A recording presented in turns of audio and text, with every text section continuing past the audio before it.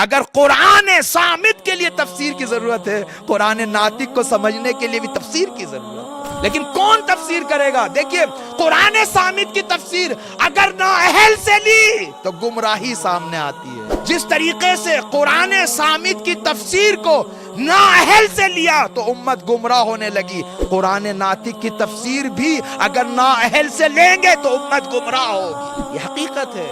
جس طریقے سے نااہل کو اجازت نہیں ہے قرآن ناطق کی تفسیر کرنے کی، اسی طریقے سے قرآن ناطق کی تفسیر کرنے کی نااہل کو بالکل اجازت نہیں۔ لہٰذا کوئی تو نظام بنے جس نظام کے ذریعے سے جس طریقے سے قرآن صامت کی تفسیر کی گئی ہے قرآن ناطق کی بھی تفسیر کی جائے۔ اور اگر تاریخ میں منظم دیکھنا چاہتے ہیں کہ کب قرآن ناطق کی تفسیر ہوئی ہے، امام ہادی کے زمانے میں ہوئی، چونکہ 11ویں کے بعد جو زمانہ آنے والا تھا بہت حساس تھا۔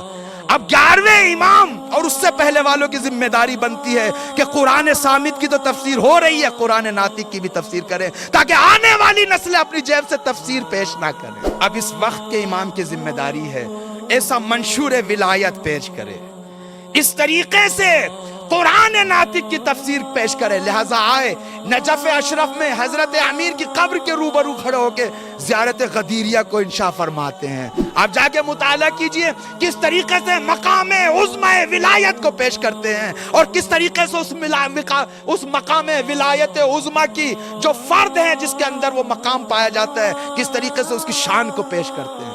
اور پھر وہ منشور خوبصورت تفسیر جو انسان کامل کی ہے اور قرآن ناطق کی ہے، جو زیارت جامع کبیرہ کی شکل میں یہ امام ہادی علیہ السلام کی دین ہے۔